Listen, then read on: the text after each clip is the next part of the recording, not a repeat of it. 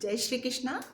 I hope आप लोग सब बहुत अच्छी तरह से होंगे। एक छोटी सी मैंने लघु कथा लिखी है, आप लोगों को पढ़ के सुनाती हूँ। फिर भी बहुत कम। एक बेटा अपने पिता को रेस्तरां में खाना खिलाने के लिए गया। भोजन सर्व हुआ और दोनों भोजन करने लगे। पिता के हाथ से चम्मच छूट गया।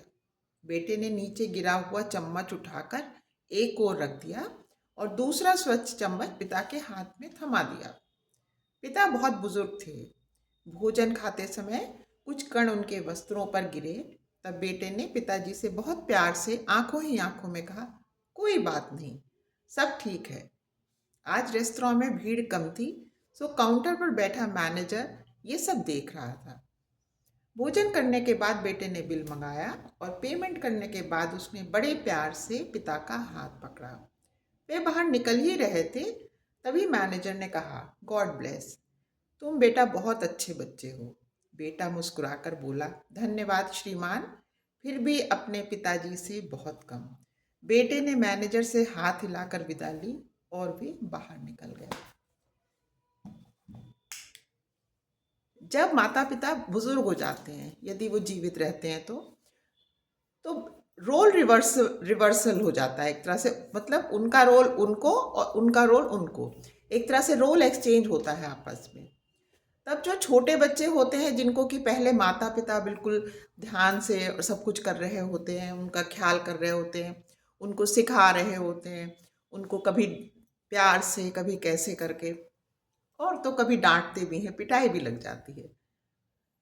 और जब इसी तरह हमारे माता पिता बूढ़े हो जाते हैं तो वो भी बिल्कुल बाल सुलभ हो जाते हैं।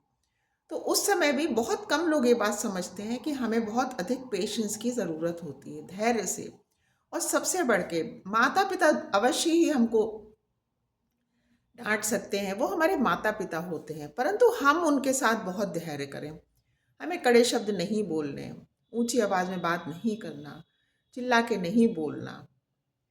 हम उनकी जगह तो ले ही नहीं सकते ना, पर बस अब उनको केयर की आवश्यकता है तो हमें उनकी केयर कर रहे हैं।